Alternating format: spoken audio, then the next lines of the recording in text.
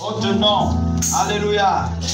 Il n'y a pas un nom qui soit comparable, égal au nom de notre Dieu. Le nom de Jésus est unique. Amen. Un Dieu qui non seulement est homme, parce qu'il habite au milieu des hommes, mais qui est Dieu de par sa nature. C'est quelqu'un d'unique. Alléluia. Alors nous voulons partager le thème de ce matin, la générosité de Dieu. C'est le thème de ce matin. Et nous allons lire à partir du verset, je vais lire le livre de Matthieu 20. Et je vais lire donc à partir du verset 1 au 16e verset.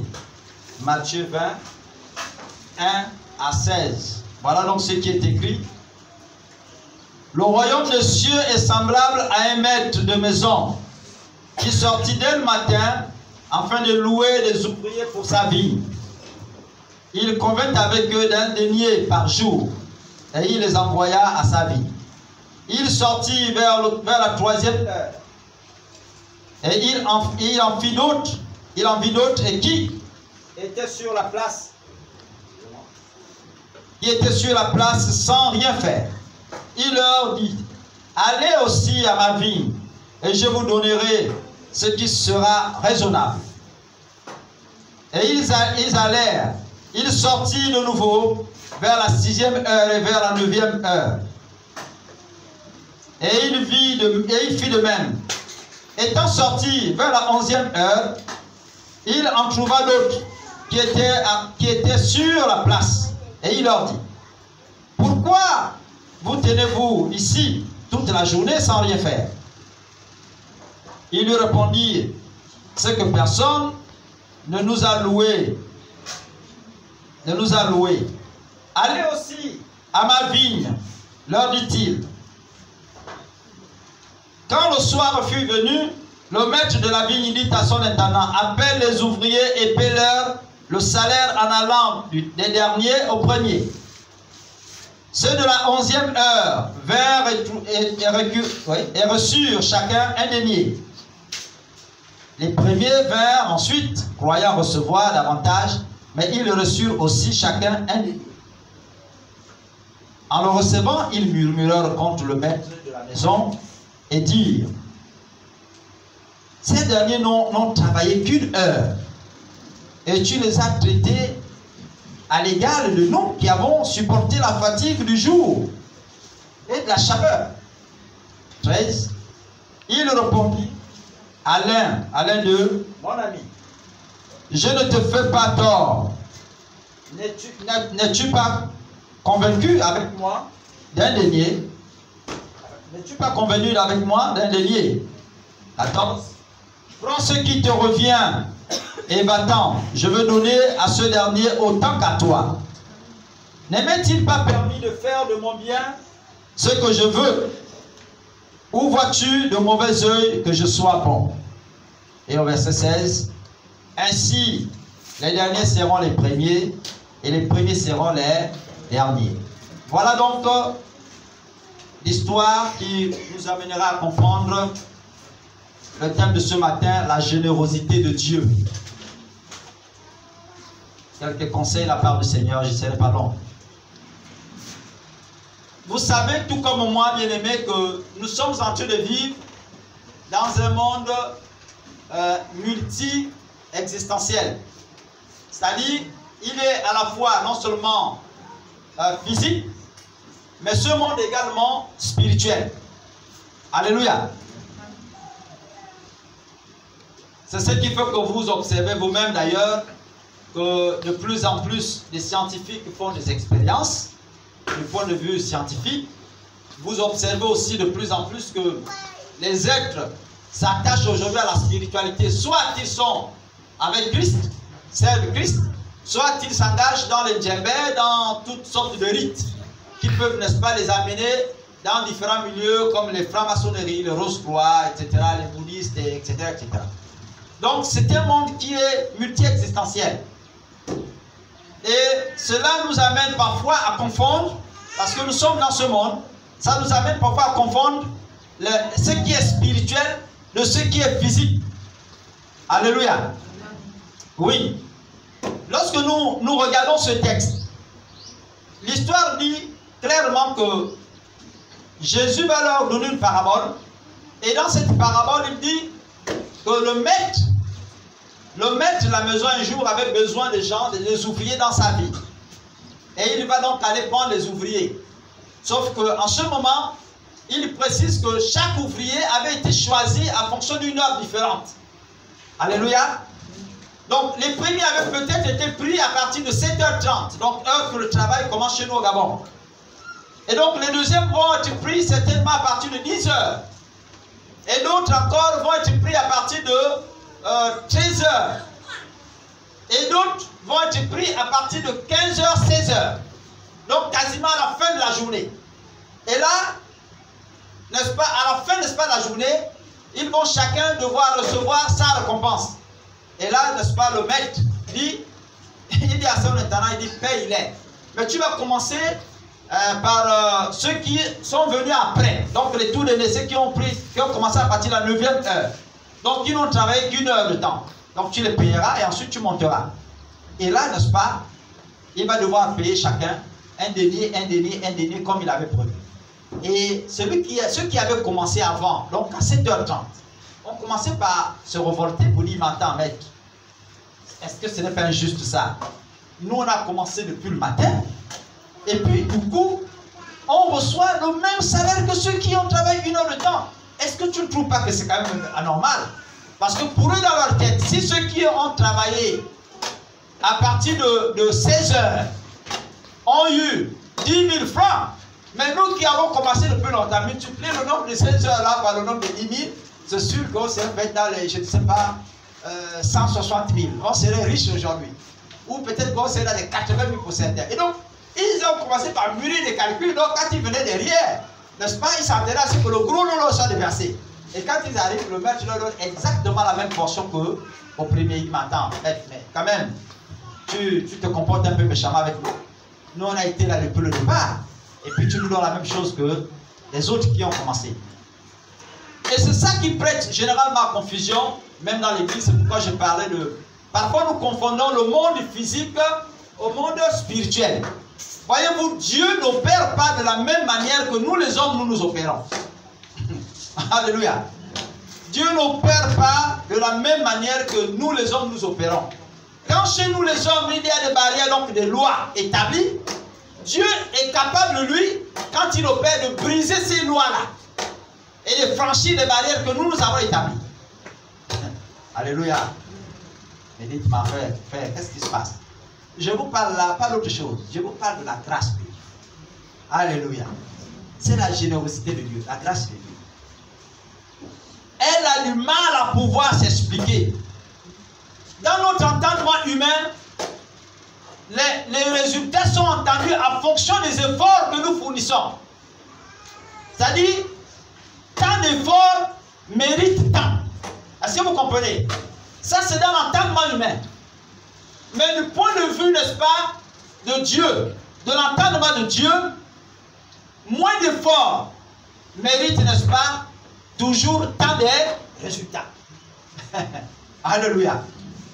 Autant tant d'efforts méritent tant de résultats, chez Dieu, moins d'efforts méritent le même nombre de résultats. Mais dirait, mais Dieu est donc injuste. Non, Dieu n'est pas injuste.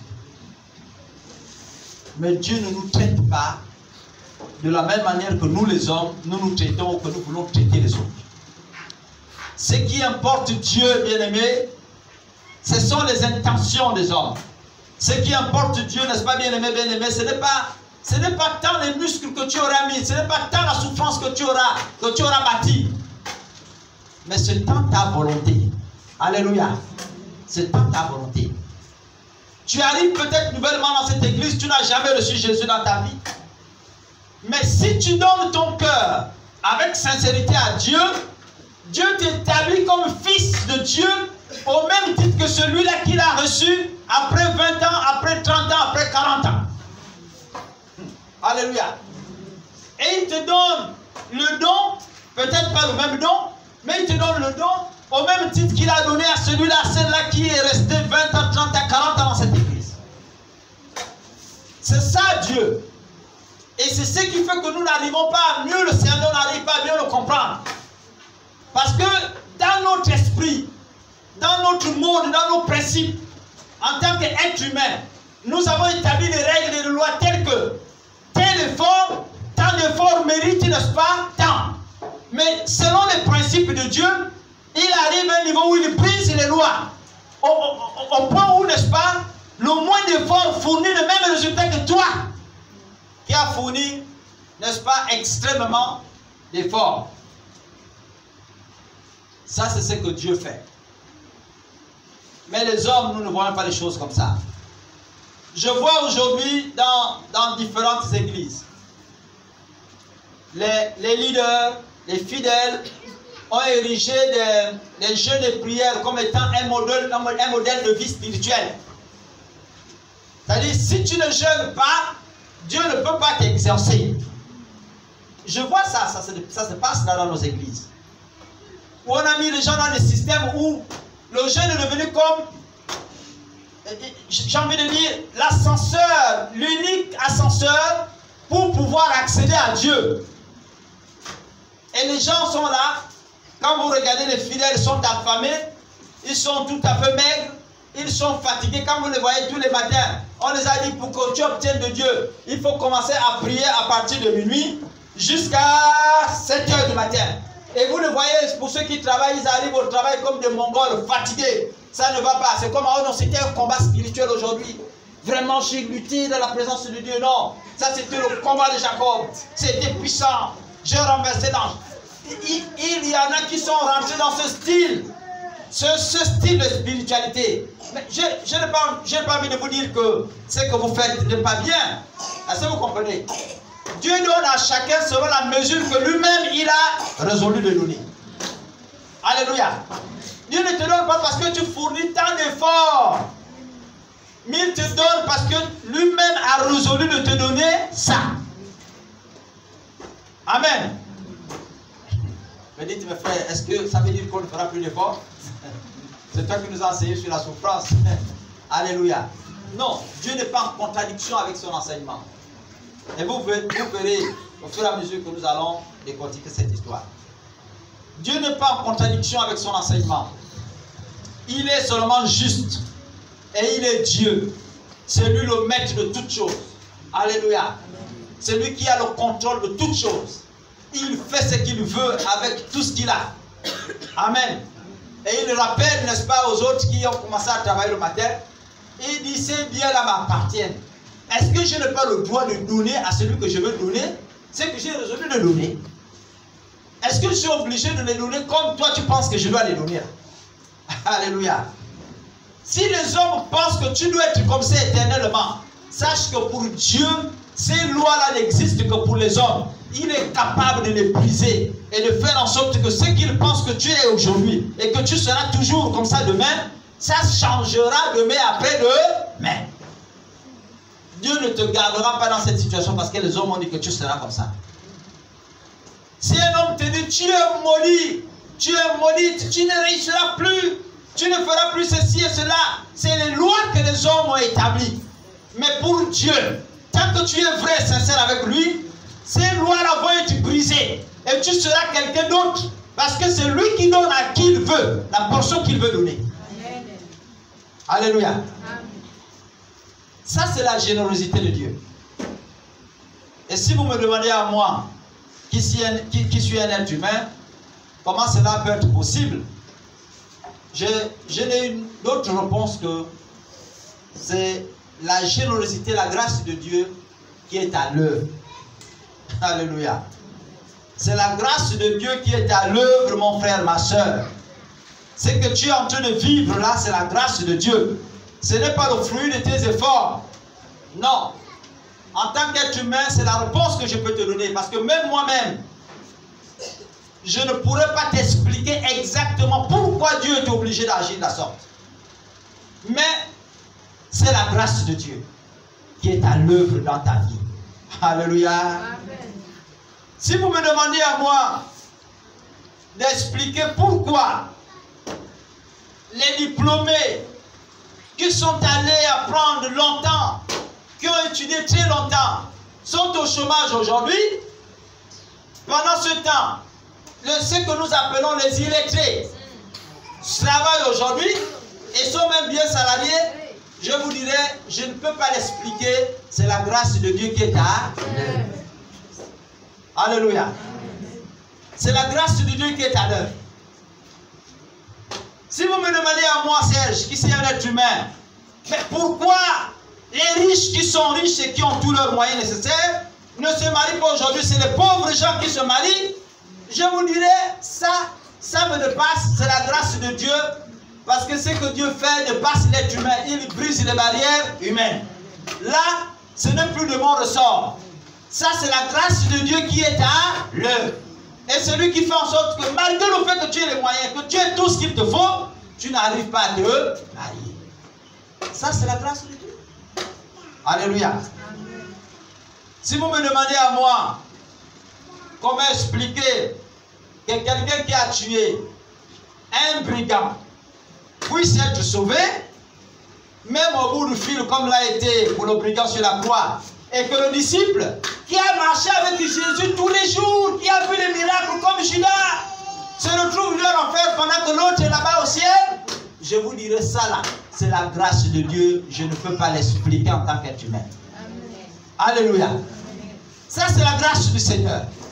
Mais maintenant, essayons de lire la parole de Dieu. Prenez le verset 10 et 11. Que quelqu'un nous le lise.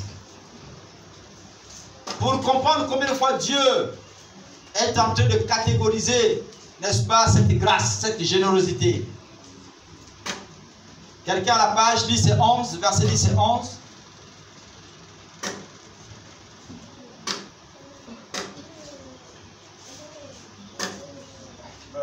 Verset 10 et 11 dit: les premiers vinrent ensuite, croyant recevoir davantage. Mais ils reçurent aussi chacun un denier. En le recevant, il murmura contre le maître de la maison. Alléluia. Quand ceux qui sont arrivés avant ont pensé que leur part sera plus grande que ceux qui sont arrivés après, l'histoire dit ici qu'ils ont reçu exactement la même chose que, n'est-ce pas, ceux-là qui sont arrivés après. Alléluia. Ça ne veut pas dire que Dieu ne récompense pas celui qui a fourni les efforts. Je tente de dire, je donnais un conseil à un frère tout à l'heure ce matin, je disais: frère, tu sais, quand tu as appris et que tu as les diplômes, ce n'est pas une mauvaise chose d'apprendre et d'avoir des diplômes. Mais quand tes diplômes sont associés à la grâce de Dieu, c'est à ce moment-là que tu connaîtras une ascension extraordinaire. Est-ce que vous comprenez ça? C'est-à-dire qu'il faut associer tes diplômes à la grâce du Seigneur. C'est à ce moment-là qu'il va te faire connaître, n'est-ce pas, des circuits d'élévation que tu ne t'imaginais pas connaître un jour dans ta vie. Alléluia. Ça, c'est ce que Dieu fait. Ça veut dire que Dieu est juste. Il n'a pas privé ceux qui sont venus travailler avant. Il leur a donné leur part. Il dit: vous avez le droit d'avoir la part qui vous revient. On s'est entendu sur ce montant. Je vous donne ce que vous revient. Vous avez fait l'école pour ça. Tu as fait l'école pour que tu sois payé comme agent sécurité. Ou tu as fait l'école pour que tu sois payé comme chef de personnel. Hein, on appelle ça responsable de ressources humaines, je ne sais pas trop quoi maintenant. Etc. On appelle ça chef de personnel à l'époque. Donc, il dit: tu as fait l'école pour ça. Je t'embauche et je te garde là. C'est la portion que tu as voulu faire l'école, je te donne ça. C'est ce que tu as voulu. Alléluia. Mais maintenant, aux autres, il dit, n'est-ce pas, que vous, malgré le fait que vous n'êtes pas allé à l'école, comme vous avez la volonté de travailler, comme je vois votre détermination, comme je vois votre dévouement, je vous fais la grâce d'être chef de personnel. Alléluia. Il y a quelqu'un qui dit 8, 9. Que quelqu'un lise 8 et 9. Versets 8 et 9. Quand le soir est venu, le maître de la ville dit à son intendant: appelle les ouvriers et paie-leur leur salaire, en allant des derniers aux premiers. Ceux de la 11e heure vinrent et reçurent chacun un denier. Alléluia. Amen. Voilà maintenant ceux-là. C'est ceux-là qui disent: moi je suis maçon. il fait comment? En fait, c'est bricole, c'est ce qu'on appelle bricole. Chez nous ici, on appelle ça des métiers inconsidérés. Vous voyez? Lui, il ne fait que ça. Et puis, c'est à lui là que Dieu dit. Il dit, mais toi, pourquoi tu ne travailles pas? Pourquoi es-tu sur la place publique? Tu es assis, tu ne fais rien. Tu es là. Il dit, mais je suis là. Je ne peux non plus retourner à la maison parce que quand je suis parti de la maison là-bas, je n'ai rien laissé à manger. Et je suis arrivé ici avec l'objectif d'avoir quelque chose. Même si ce n'est pas grand-chose, mais avoir quelque chose pour que quand je rentre à la maison, je puisse nourrir la femme et les enfants. Mais depuis que je suis arrivé, ça ne tombe pas. Le travail ne tombe pas. Mais si je pars à la maison, je vais aller m'asseoir à la maison, je n'aurai rien là-bas. Je vais pleurer avec les enfants de faim. Il faut même que je reste là. Peut-être même que dans la dernière minute, quelque chose se passera. J'aurai une petite bricole qui me donnera, même si ce n'est pas 100%, mais même 10% de ça. Et puis le maître dit, toi aussi, va dans ma vie. Alléluia. Il dit, comme tu manifestes tant de volonté, tu veux vraiment travailler. Je sais que tu as aussi les besoins comme celui qui est arrivé le matin. Je vais te donner la même part que celui qui est arrivé le matin. Dieu est juste. Alléluia. Donc celui-là qui a l'air d'être méprisé, qui est le maçon, qui est le ferrailleur, qui n'a l'air d'être rien, celui-là, en fait, comme on ne s'entendait pas avoir à la fin de la soirée un grand salaire tomber dans ses mains, va devoir, n'est-ce pas, avoir une élévation, non pas parce qu'il a mérité, alléluia, non pas parce qu'il a mérité, mais parce que Dieu lui a fait grâce. Il a cru, c'est-à-dire qu'il a eu la volonté, il a cru jusqu'à la fin de la soirée que quelque chose peut toujours se passer dans sa vie. Et à partir de ce moment, il est resté là à entendre, n'est-ce pas, comment on appelle ça, à l'ONU, à l'Office national d'emploi. Il est resté à entendre là à l'ONU. Les dossiers, on ne reçoit pas, il renouvelle chaque année, il renouvelle la demande. Il dit, je dépose mon dossier. Et chaque année, il est là, il renouvelle la demande. Mais ton dossier était déjà ici. Oui, je dépose encore, peut-être que ça peut disparaître. Et il est là, alléluia. Donc à lui là, Dieu a encore donné la portion. Je suis en train de vous donner une stratégie. Alléluia. Multipliez vos dossiers à l'ONU, là-bas, à un moment donné, il sera agacé. Il va dire, mais celle-là, celui-là, je sens qu'il a plus besoin d'emploi. Et il vous donne du travail. Alléluia. Oh. Et ils sont restés là toute la journée. Ils sont restés là. Il est 16 h.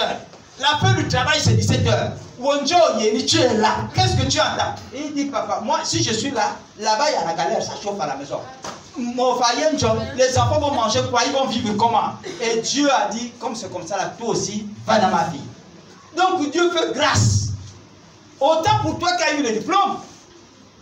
Mais sache que il fait grâce particulièrement à celui-là qui n'a pas de diplôme, qui semble être méprisé.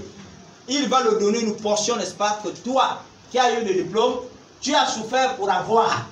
C'est-à-dire que tu t'es battu toute la vie, pendant au moins 40 ans, à avoir le diplôme et pour avoir ce salaire de 400 000 francs là. Lui, il ne s'est pas battu toute la vie. Il s'est bagarré dans le tas à connaître des métiers banals qui doivent le payer une affaire de 50 000 francs par mois. Mais au finish, quand vous vous retrouvez dans les mêmes entreprises, il a le même salaire que toi. Mon petit frère qui est chrétien me disait, il est allé en congé avec un monsieur qui a été recruté à Gabon Mining comme lui, comme agent de maîtrise. Et puis quand ils arrivent là, ils vont en congé récemment là. Dès qu'ils arrivent à la piscine, ils perçoivent leur dû. Le petit frère regarde son montant. L'autre aussi, ils sont allés le même jour. Toi, tu as eu, moi j'ai eu tant. Le gars dit, mais c'est pas normal. Comment moi qui suis agent de maîtrise, moi j'ai tant. Et puis toi tu n'as même pas de diplôme, tu as plus que moi. Alléluia. Ça c'est la grâce de Dieu. Alléluia. Il n'a aucun diplôme. Il est là, c'est un bricoleur. Quand on l'a recruté en qualité de bricoleur. Il a seulement écrit dans son papier, je fais toutes sortes de travaux. Maçonnerie, lavage, plombetage, soupe, cuisine.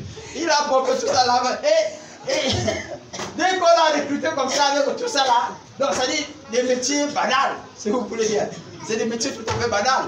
On le recrute de manière banale, avec des métiers banals, pour avoir un salaire, n'est-ce pas, sinon plus élevé que celui qui a un métier structuré. Alléluia. Si ce n'est pas Dieu qui fait ça, qui peut faire ça? Acclamez pour Jésus. Notre Dieu est magnifique. Vous qui vivez éternellement dans les angoisses, n'ayez pas peur. Votre Dieu est capable de faire des choses, n'est-ce pas, que même vous-même, vous ne pouvez pas réaliser. Alléluia. Les hommes peuvent regarder que vous avez désormais des rides, mais Dieu va redresser ça. Amen. Alléluia. Amen. Je vous dis, là où les hommes vous ont déclaré malédiction, Dieu va accorder la bénédiction. C'est ce que Dieu fait. N'allez pas chercher à devenir les autres pour chercher à obtenir. Ne fournissez pas d'efforts, c'est ce que Dieu fait. Les chômeurs construisent des maisons quand les travailleurs n'ont pas ça. J'ai un de mes fils que vous connaissez bien pour beaucoup qui suit les réseaux sociaux, qui suit l'actualité du pays. Marcel Ebama. Il arrive à la maison, il me dit, ah, donc ça c'est ta maison? J'ai dit oui. Et puis après quelques temps plus tard, on part chez madame, je lui présente le chantier qu'on est en train de faire. Mais ça c'est déjà fait. Allez me dire comme ça, je dors déjà. Ah non, mais comment tu n'as pas les moyens, tu fais ce que les gens qui ont même les moyens n'arrivent pas à faire. Il dit, mais tu as déjà beaucoup avancé. Pendant que j'étais en train de me torturer, il dit, mais là où il y a encore les carreaux à mettre, il y a le WC, il dit, tonton, ça là, même nous qui travaillons, on n'arrive pas à voir ça. J'ai beaucoup de collègues là qui n'ont pas ça. Et tu vois, c'est un païen maintenant qui vient me réconforter, n'est-ce pas, dans le fait que je me plains, que je n'ai qu'un peu. Alléluia. C'est en ce moment-là que j'ai compris ces enseignements. J'ai dit, Dieu effectivement nous fait grâce. Les chômeurs ont les maisons quand les travailleurs n'ont pas les maisons. C'est la grâce de Dieu. Ne vous inquiétez pas, ne vous torturez pas. Dieu nous fait grâce. Je vais terminer avec Romains 8. Romains 8, on va lire le verset 32.